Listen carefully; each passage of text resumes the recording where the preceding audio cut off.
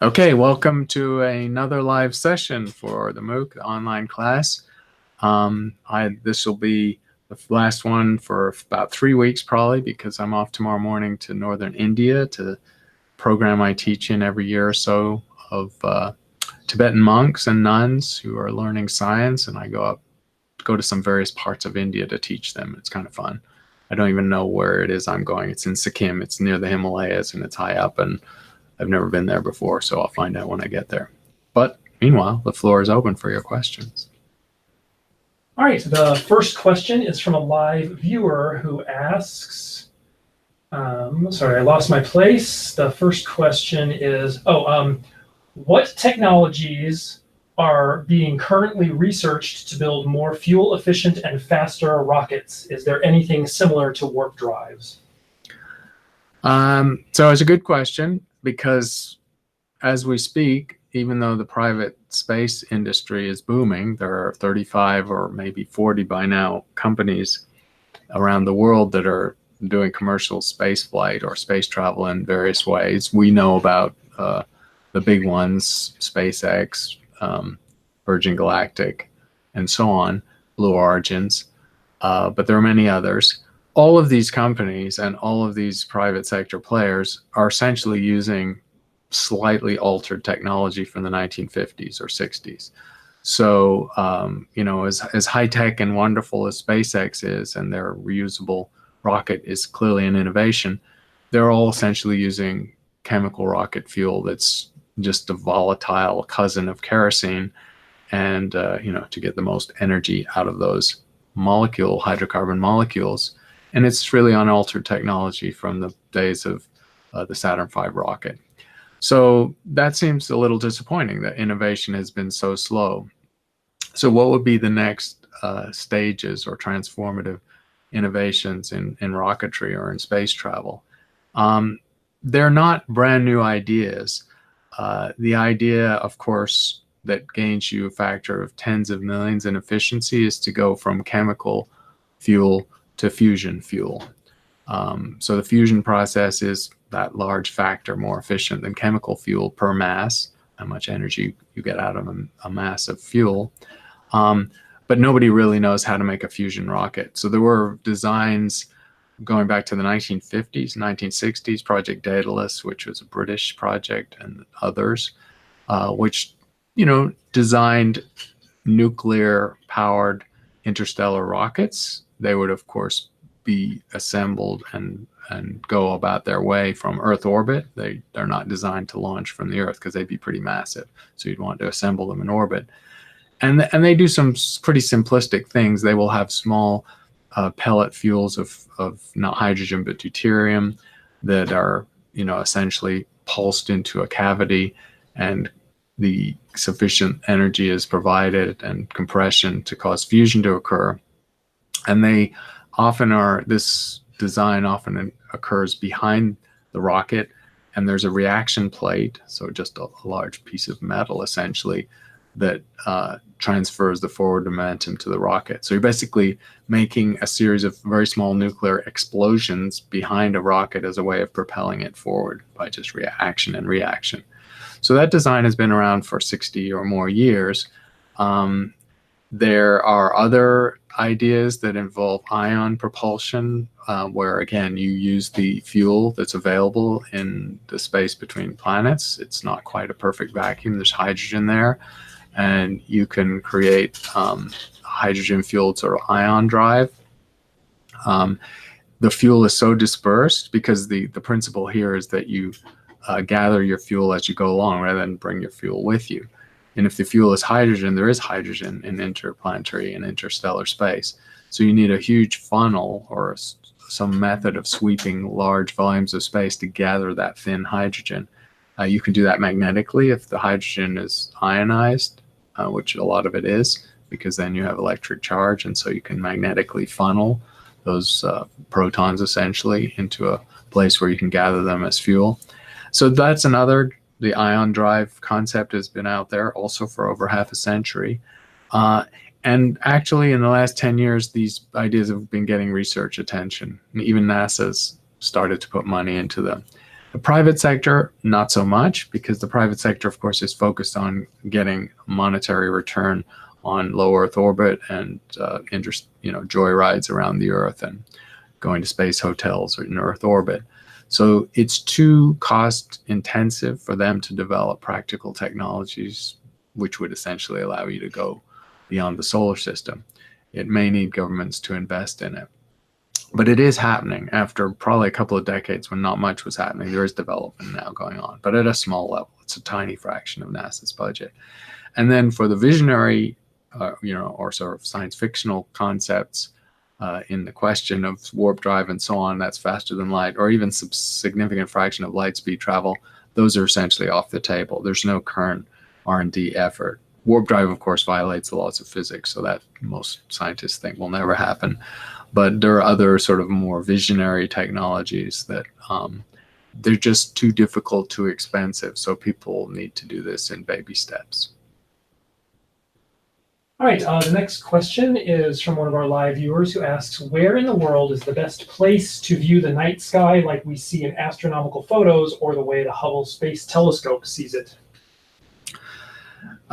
So you're never going to see the night sky the way the Hubble Space Telescope sees it, or any telescope in Earth orbit, because the space environment is just so much more pristine and dark than any Earth environment. And it's not just a matter of the moonlight and the city light, which is the cause of light pollution. I mean, the moon, you can just wait until it's a new moon, but civilization and lights from civilization essentially are hard to escape. There's also something called air glow, which is just the low, heating effect, also induced by civilization and human activity in the upper atmosphere, excites the ions. And so there's a low level glow called air glow in the upper atmosphere, upper to middle atmosphere. That's just because of the activity of the Earth and the heating of the Earth's atmosphere from cosmic rays and so on. And so you escape that in Earth orbit. And so Earth orbit is always going to be a darker view of the sky. In the visible range, the skies that Hubble sees are between a factor of 4 and 20 times darker than even the darkest night sky from anywhere on the Earth. So space will always win for that. If you are on the Earth, there are definitely places that are extremely dark. Probably, if I was just going to say the best three, one is the sort of place where most of the world's largest telescopes are now being built, which is Chile, and in particular the northern part of Chile. The historical observatories in Chile are in the mid-range, the middle latitudes of Chile at moderate elevations, 7,000-8,000 feet. The new observatories are going to be built in the Atacama Desert, and there's also a big radio telescope there. And those elevations go up to 15,000 to 17,000 feet, very far from city light. The nearest town, Antofagasta, on the coast, is hundreds of miles from these observatories. There's no population there. There's really no vegetation. So these are very pristine environments. So Chilean skies are about as dark as professional astronomers encounter. Hawaii probably runs a close second. The big island of Hawaii it does have some habitation and little industrial activity, but usually on Mauna Kea, which is at 14,000 feet, there's an inversion layer. So you're above the clouds, and the clouds essentially trap some of the light. So Mauna Kea is also a wonderful environment. The third, if I was going to put a third and maybe a fourth on the table, there's the edge of the Tibetan Plateau, where the Chinese are site testing for a potential very large telescope, a 10, maybe 20 meter telescope. That also is super dark, super high, 15,000 feet, again, the edge of the Tibetan Plateau, very far from any human habitation. So it's as dark as Chile or Hawaii. And then the last place, a lot more expensive and difficult to reach, is, of course, Antarctica. So there are major telescopes down there already. There are some modest-sized optical telescopes. There's a lot of radio telescopes and sub-millimeter telescopes that are routinely observation, robotic for the most part, because it's hard to keep people down there and you can't do it over the winter. But the Antarctic is also a pristine environment. You think it might be low, but the high dome of Antarctica is at 8,000 or 9,000 feet, so you're also above some of the atmosphere, and it's absolutely dry. Although you think you're on ice, the ice is as hard as granite because there's almost no moisture in the air above it. So those are the 4 best places to observe on the Earth. All right, our next question comes from a live viewer called Penelope, who asks, when and where does the blue shift occur in the universe? So blue shift is a phenomenon describing what happens to light when an object is approaching you. The universe is mostly built around redshift because we live in an expanding universe, and the expansion of space-time means that the light from distant objects is redshifted compared to a very nearby object like the Andromeda Galaxy. And that redshift, or stretching out of the wavelength of light, is not a Doppler shift. That's a misconception. Sometimes even gets into bad textbooks. But it's an effect of expanding space-time. So the further away you look, the further back in time you look, and also the more the expansion of space has stretched the wavelength of light. So redshift increases with distance from the Earth for galaxies.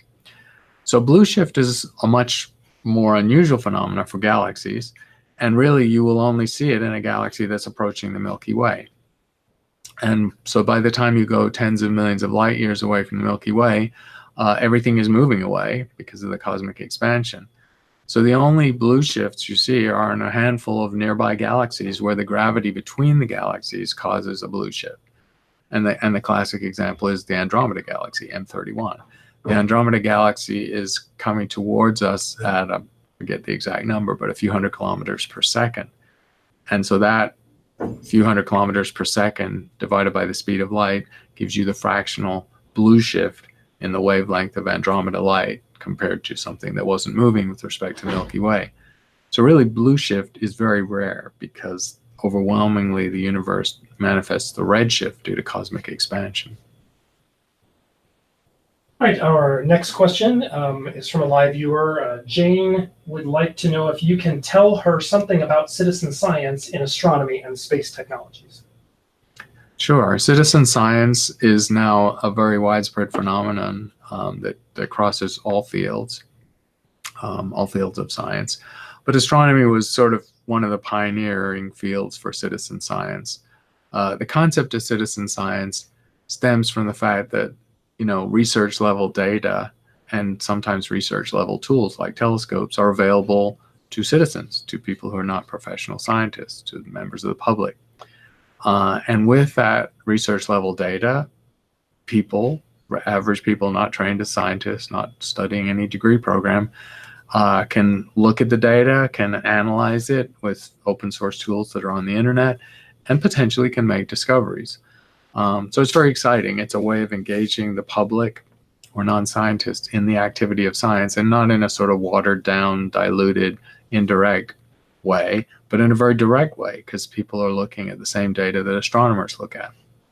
And that's helped in astronomy because of the fact that imagery, say, from the Hubble Space Telescope becomes public after 12 months. So no matter who applied for time on the Hubble Space Telescope over its nearly 3 decades in space, that data is going to go into an archive. And from that archive, literally anyone can download it and look at those images. And not just look at them, but actually have the digital data and analyze them. So a lot of citizen sciences stem from that.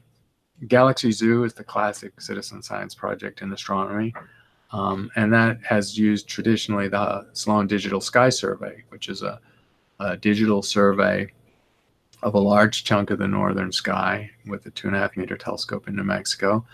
Many scientific papers have been written with Sloan Digital Sky Survey data, literally thousands. It's one of the most successful projects in the history of astronomy. But from the beginning, it had an active citizen science component where individuals would learn how to classify galaxies. It's a tricky thing to do. Machines actually don't do it that well because galaxies do have morphology such as spiral arms and smooth elliptical shapes, but many of them are chaotic or irregular, or they have very subtle features that machines with noisy data are not always able to identify. So citizen scientists have been classifying galaxies for years now, and I think they've classified somewhere between 50 and 100 million galaxies, so a huge number. And I think that over 50 research papers now have been written with citizen scientists in the author list. And some of those papers were even led by citizen scientists. So that's the gold standard in astronomy. It's a case where citizens, non-scientists, are working with real research level data, making discoveries, publishing papers, or working with professional astronomers to publish papers, and actually experiencing research. And there are other examples, and I won't go into all the examples, but there are citizen science projects that have used planetary data, such as from the Stardust probe, which was trying to detect interplanetary dust.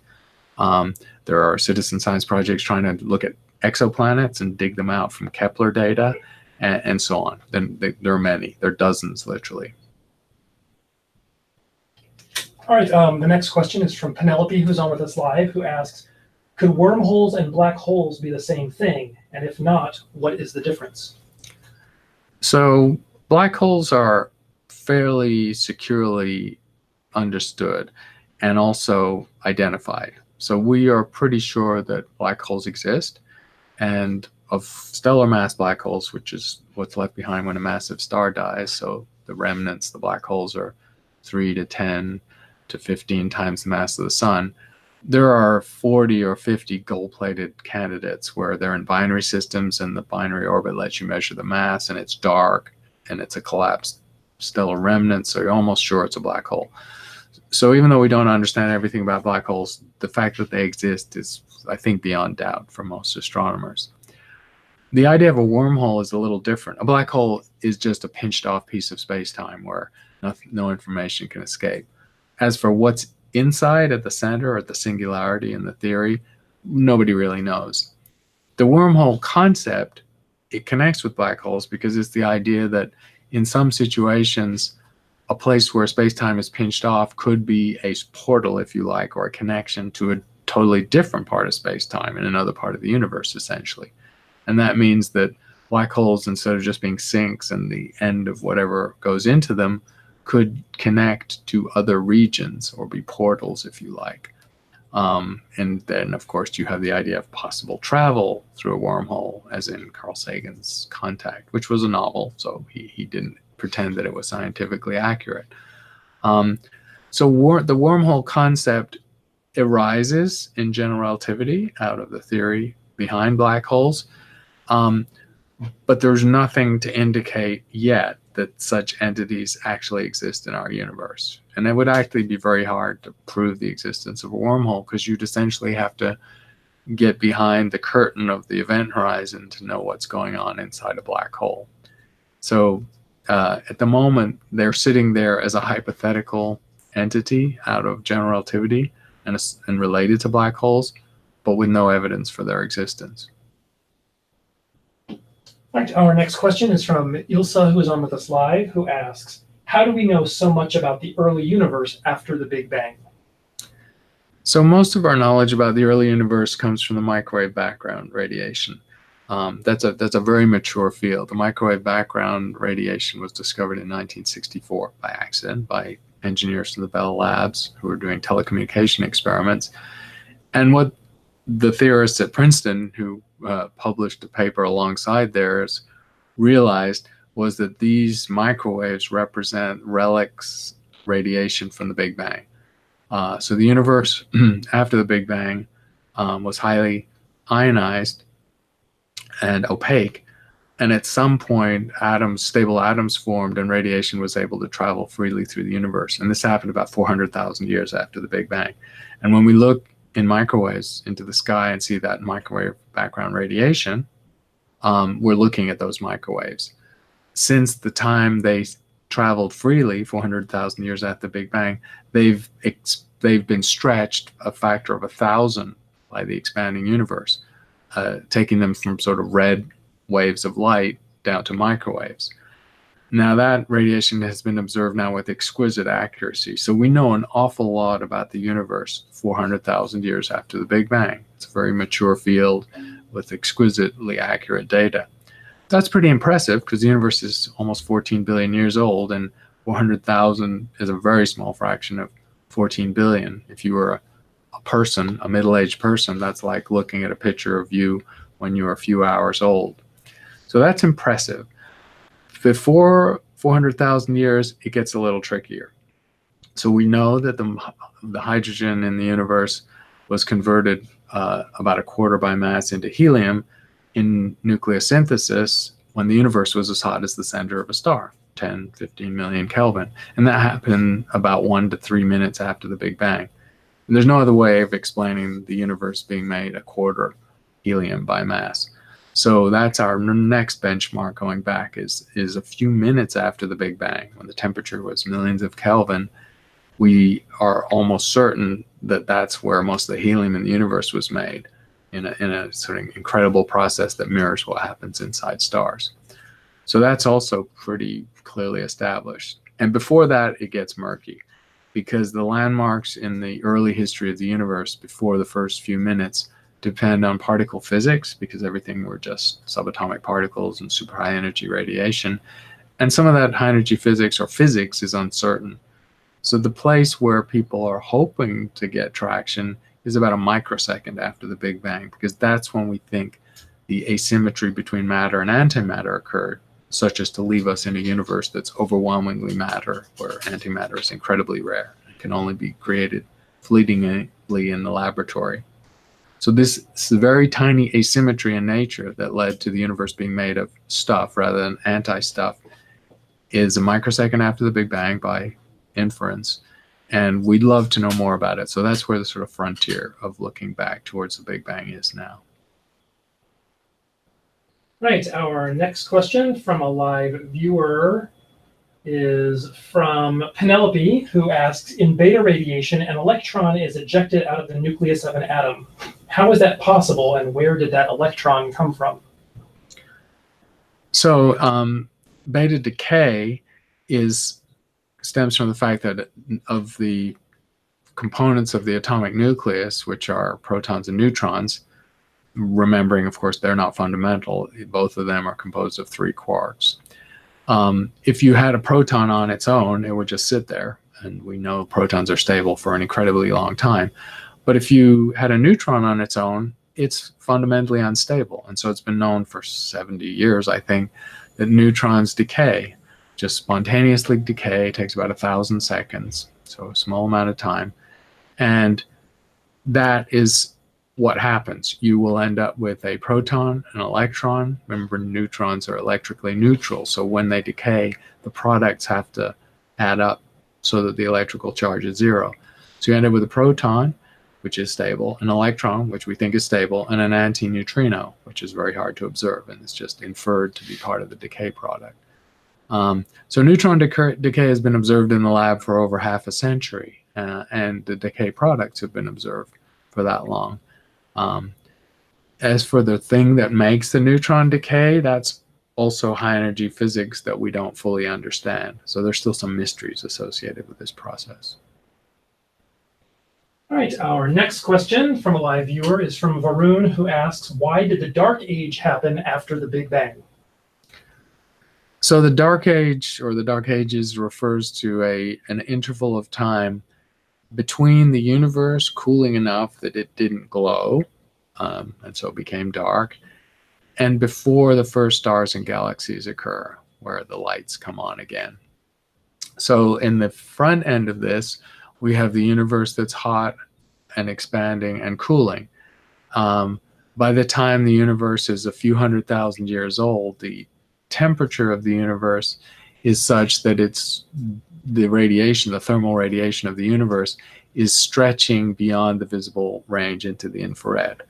So sometime a few 100,000 years after the Big Bang, if you could observe the universe, of course you can't be outside the universe, but any entity taking a picture of the universe within the first few 100,000 years, it would just be filled with a red glowing light, or if it was earlier, a blue glowing light. As it expands and cools, eventually it becomes invisible. So the Dark Ages start a few 100,000 years after the Big Bang. The universe continues to expand, the gas continues to cool, and gravity is acting. So this initially very smooth universe, smooth basically to 1 part in 10 to the 5, so variations in density only 1 part per 100,000, so really almost perfectly smooth. Over time, gravity is acting, and it's working on those slight inhomogeneities and making them stronger. And so the force of gravity takes these initially tiny fluctuations in density, and they grow linearly at first and very slowly over time. And then eventually, when they get to some critical level, which is basically where the variation in density is about the same as the density itself, so a variation of 50 to 100% in density from one place to another, at that point, the process accelerates and gravitational collapse happens in still very large regions of space. And at that point, you start to form stars and galaxies. The implication of the theories is that stars form first. So subclumps that are collapsing start to form a first generation of stars. These stars have no heavy elements. They are going to create the first heavy elements in the universe. And they're within larger aggregations of matter that will collapse a little more slowly and eventually form galaxies. So that's first light. So when did it happen? Of course, we don't know. That's one of the things James Webb Space Telescope will hopefully tell us. So basically all we have now are guesses, and the guesses are sometime between 100 and 200 million years after the Big Bang. So to sum up, the dark ages extend from about 400,000 years after the Big Bang to about 100 million years after the Big Bang. And that's still in a very small fraction of the age of the universe, because that's at 14 billion years. All right, one of our live viewers, Will, asks, I read an article that explained how a star called S2 orbiting Sagittarius A star in the center of our galaxy will help test Einstein's theory of general relativity. What will it tell us, or what did it tell us? Right, so the galactic center is in the direction of Sagittarius, that constellation of Sagittarius, and the actual center of mass of the galaxy and the location of a black hole 4 million times the mass of the sun is something called Sagittarius A star. It's a very compact radio source, the most compact radio source known, actually. So that's where the black hole at the center of our galaxy is. And in observations over the last few decades, astronomers have used infrared imaging techniques to look at stars very as close as possible to that black hole and actually follow their orbits. Now you have to do this in the infrared because the galactic center is invisible, cannot be seen in visible light. Only 1 in a billion photons make it out of the center of the galaxy to us because there's so much dust. But infrared waves travel much more smoothly and efficiently and cleanly through dust. And so if you take an infrared picture, you can see the galactic center. And so people have identified, and they use adaptive optics or image stabilization methods to get sharp enough images because the stars are very crowded in this region. And several dozen stars have been seen that are apparently and clearly on orbits around the black hole. And with observations over now a couple of decades, you can actually map out their orbits. A couple of these stars have, I think S2 is one of them, has had more than a full orbit mapped, and it's on its second or its third pass. S2 is particularly interesting, and they have numbers. S2 is just star 2. It's just in a numbered list of these stars, it's the one that was closest or second brightest. I can't remember what the numbering system is. But S2 is particularly interesting because of the stars that are known to orbit the black hole and have been mapped in their Keplerian orbits, S2 approaches very close to the central black hole. And in principle, it approaches close enough that it could be shadowed by the event horizon. So because S2 goes so close to the black hole, and even if it's not physically at the black hole itself, if it passes behind the black hole such that we see it through or shadowed by the event horizon, then that provides a substantially new, a unique new test of general relativity, because nobody's ever observed what happens when you look at something behind the event horizon of a black hole and watching the distortions of space-time and the bending of light and the magnification of light and so on. So that's what people are hoping for. There are other stars in this region of space that might be used for similar experiments. Also, just mapping out the orbit of these stars in detail very close to the black hole matters, because the gravity is so strong that close to the black hole that their kinematics, their orbits, will deviate from Newtonian gravity or just Kepler's laws, and people can also look for that. So these are very exciting observations, very difficult, of course. All right, our next question is from a live viewer named Kushal, who asks, why is synchrotron radiation polarized? So synchrotron radiation is what's called non-thermal radiation in physics and astronomy. So thermal radiation is the radiation that every object has with a temperature. And since everything in the universe has a temperature, everything in the universe emits thermal radiation. And that radiation has a smooth spectrum that peaks at a wavelength characteristic of the temperature. And the wavelength is inversely proportional to temperature. So higher temperature objects peak at shorter wavelengths.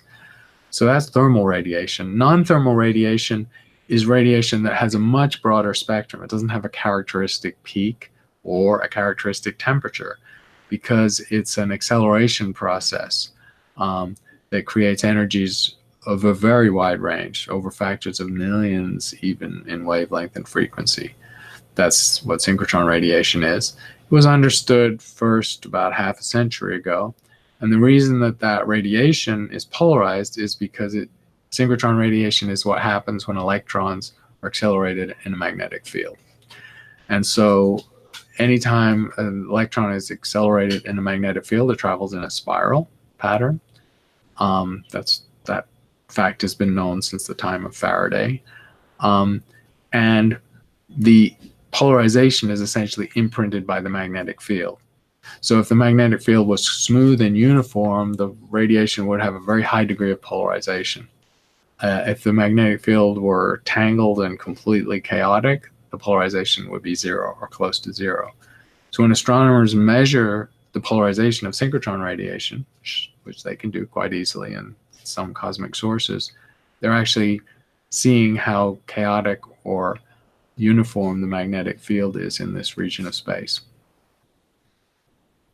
All right, our next question from a live viewer is,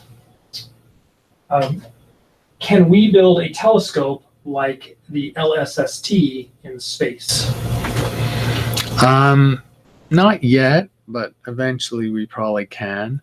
The ability to launch, an 8-meter telescope in space is not available to us because we simply don't have the launch capability to do that. The largest telescope, the Hubble Space Telescope, of less than 3-meter diameter mirror, was limited by the size of the shuttle bay because the Hubble was being launched by the space shuttle, and that was the biggest telescope you could fit in the bay of the shuttle. The successor to Hubble, which is due to go up in 2021, having been many times delayed and being way over budget, is the James Webb Space Telescope, and that's a 6.5-meter telescope. But it's not going to be launched at that size. It's got hexagons that fold, and so it's going to be launched in a more compact configuration, and it's going to unfold when it gets to its destination, which is the Lagrange point, 1 million kilometers away. And that's the largest, given the launch vehicles we have available, the Atlas rocket and the Europeans' Ariane rocket, that's the largest thing we can launch now. There's no way to launch something that's physically 8 meters in diameter, which are the biggest mirrors we can make on the Earth. It would take an entirely new launch vehicle, and to be honest, nobody is building such a launch vehicle. So the best way to get even larger telescopes in space than the James Webb Space Telescope is either to invent even more clever ways to have them unfold once they get into orbit or into space, or to assemble them in space, in Earth orbit, and then put them in some safe location. And that's how it actually may be done in the future. All right, the next question from a live viewer is, can we use diffraction to focus light in order to build space telescopes? Not really. Diffraction is an optics phenomenon that actually deviates light, of course, from its straight trajectory.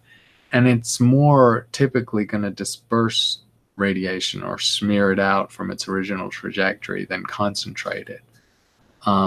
So diffraction, classic optical diffraction, is not really a useful technology for focusing light and making an optical telescope. However, X-ray telescopes, of course, use glancing incidence diffraction to focus light. So they basically use very shallow incidence X-rays approaching an optical surface, and that's essentially diffraction that's in sequential forms in concentric rings, bringing the X-rays to a focus. So X-ray telescopes have been able to use this effect, but not optical telescopes. Right, our next question is from Brenda, who's on with us live, who asks, when do you think the James Webb telescope will be ready, and how do you feel about it?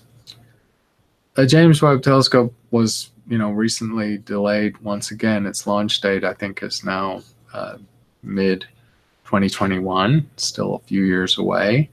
It's had many delays, many launch delays, and many cost overruns. I think the true price tag now is very close to $10 billion. That's very sobering when you realize that the initial price tag a couple of decades ago, when it was first planned, was under $1 billion. So it's ballooned in price by an order of magnitude. And its launch date, I can't even remember when the original launch date was, but the current launch date is clearly 7 or 8, maybe a decade further out than the original proposed launch date. So it is going to happen. The instruments of the most recent problem for James Webb is they did a sort of shake test on some of its components, and they didn't do too well with the shake test because the James Webb will suffer.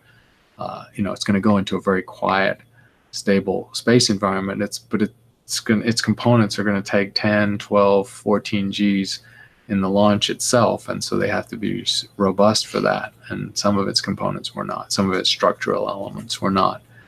So that was a concern, and that's largely what's responsible for the delay.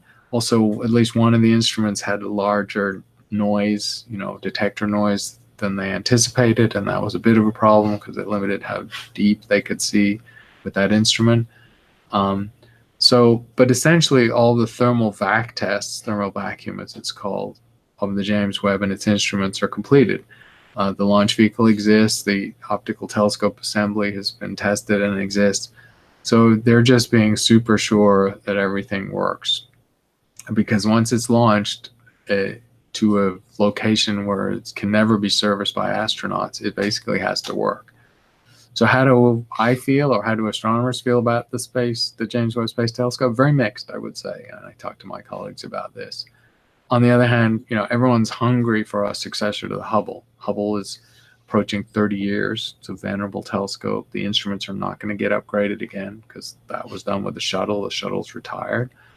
So it's on its last set of instruments, and it could die of natural causes if it loses another gyro or two, because it will no longer be able to point. So its finite life and its death is imminent. And it's a fairly small telescope. So James Webb will be much bigger, and everyone's excited by that. But this delay, which means actually Hubble may die before James Webb is in operation, they were supposed to overlap or at least neatly segue. That's a problem. And then the huge price tag is a big problem. NASA's budget's $18 billion roughly a year. And to have any one project that in the end is going to cost $10 billion, you can do the math. That's just such a large fraction of NASA's budget, even if it's spread over a period of time, that it has hampered the ability to do new things. And so astronomers in other communities, planetary science astronomers who have missions they want to send in the solar system, or just astronomers doing other kind of science that James Webb will not do much of, are kind of frustrated by that because it's limited the opportunities for doing other things. It's in the too big to fail category, basically. And so people are kind of really looking forward to when it's out there doing its work, because then we'll be able to get some other big projects onto the manifest. All right, the next question from Kushal, who's on with us live, asks, what causes the changes in variable stars? For example, T Tauri, R Lyra, and Cepheid variable stars. Right. So variable stars are diverse. I think the Association of Variable Star Observers keeps a classification scheme, and I know there are several dozen, perhaps even 3 dozen different types of variable stars. And each of those types of variable stars has a slightly different physical mechanism for its variability. Some of these stars are regular and periodic, just have very metronomic variations, very well-formed light curves. Some are irregular and erratic, where they're unpredictable how the variation is going to go. And the phenomena behind them is very different. The Ara Lyrae and Cepheid variables, the two most famous kinds, are pulsating stars, where an instability in the star changes the size of its envelope, which reduces the fusion rate, and then gravity takes over, pulls the star back in, which increases the fusion rate. So you can have a sort of an instability that sets up essentially an oscillation in size, temperature, and nuclear fusion rate. And so those are regular variable stars. There's another set of irregular variables, or chaotic stars, and that even includes novae, which are recurrent flaring stars that flare by a large amount on an unpredictable timescale. And there it's a little more chaotic. It depends on matter that might reach the star from outside the star and trigger nuclear fusion or instability, or a very long orbit with a companion. So there are almost as many mechanisms for variability as there are types of variable stars, and that's several dozen. The most useful of the variable stars have been used in cosmology. Cepheid variables obviously were critical to understanding the distance of the Andromeda Nebula, and therefore proving that galaxies were island universes. So they played a very important role in astronomy. Right, the next question is from John, who's on with us live, who asks, if globular clusters are the oldest known star systems, why have they not become planar disks like most other star systems? So it's a good question. Globular clusters are spherical or quasi-spherical. I mean, they really are almost perfect spheres for the most part. And the answer is that globular clusters represent the sort of bony skeleton of a galaxy like ours, the Milky Way galaxy, of the outer component, the halo component. And so the halo component is the most dispersed part of a galaxy, like a spiral galaxy. Individual stars, a lot of the halo is individual stars. Of course, most of the halo is dark matter, so we don't really know what it is. We just see its gravitational effect. And then the globular clusters are there too, and they're engaged in long looping elliptical orbits around the galaxy. The reason they don't change their shape is because they're really isolated in space. They're part of the dark matter halo of the galaxy, but that dark matter has very little influence on a very tight grouping of stars.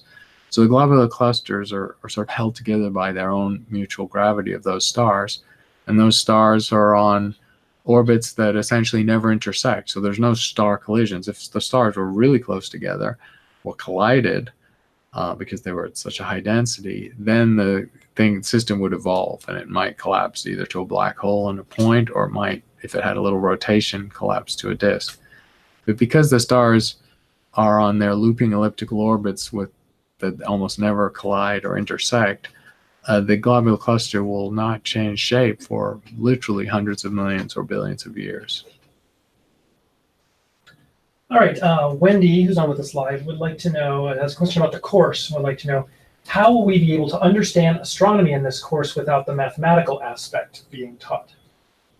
Well, it's a fair question, because astronomy is fundamentally about physics and math. I mean, that's how we understand the universe, is by the application of physical law in space, out there in the universe, and the manifestation of those physical laws is mathematical relationships, like the law of gravity or the laws of thermodynamics. So it is true that an astronomy course that has no math is missing a vital ingredient.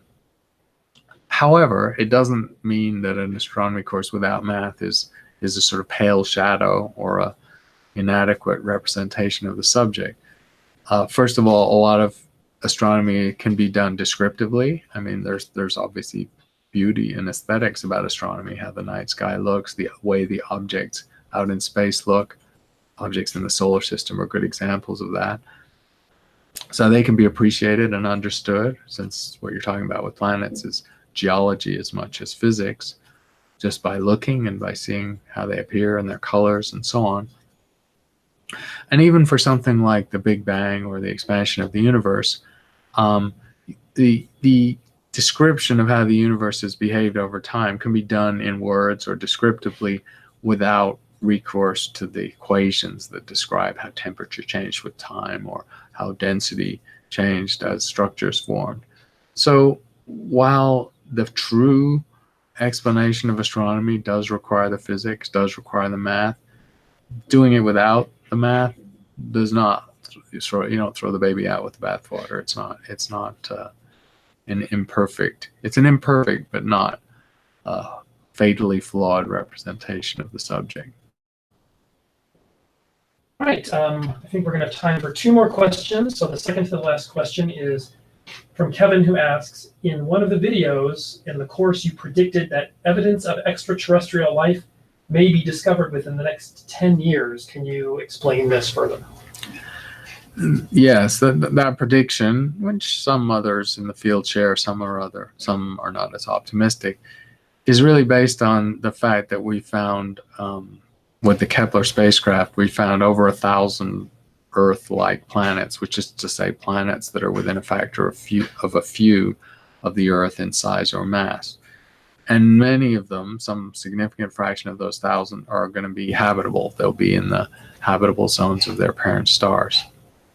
So that's a lot of raw material to work with. And if they're habitable and Earth-sized, then they have the ingredients for life, almost certainly, since we know carbon exists elsewhere in the universe, and we know that planets form in situations where there's water available.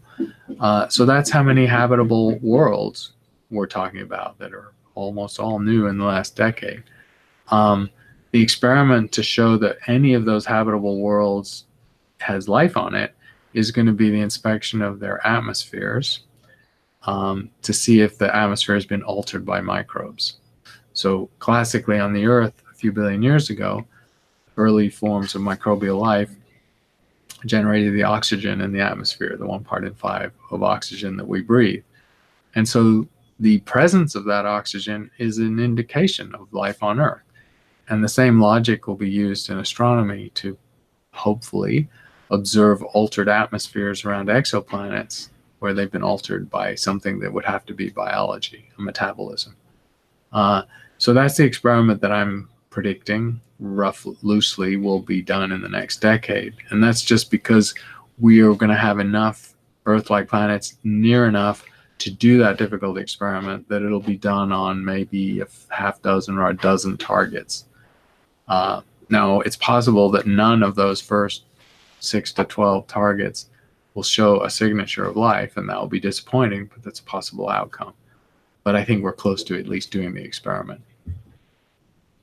All right, and our final question today is from a live viewer who asks, during the collapse of the core in supergiant stars, how do nuclear forces overcome electrostatic repulsion?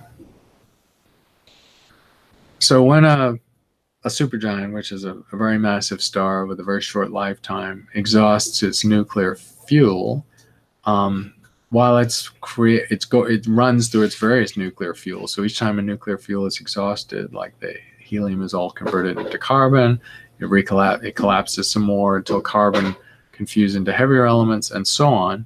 While it's going through this process, each time a new fusion source is ignited, there's a balance between energy from the fusion reactions creating radiation pressure, which opposes gravity. And so the star goes back into balance. When iron is reached, there's no more energy available because iron is the most stable nucleus. So fusion no longer liberates energy. And at that point, collapse occurs. So that's when the star gets fatally out of balance and the core collapses. And, really there are only 2 options. The core can collapse. If it's a supergiant, it's massive enough that the core collapse forces either a complete detonation of the star, leaving behind a black hole or a neutron star, or again, there's devastation and nothing is left behind. So that you can have a physical compact object left behind or nothing, because the implosion is followed by an explosion so violent that it breaks everything apart. So the balance is broken forever once the most stable nucleus is created by fusion, which is iron.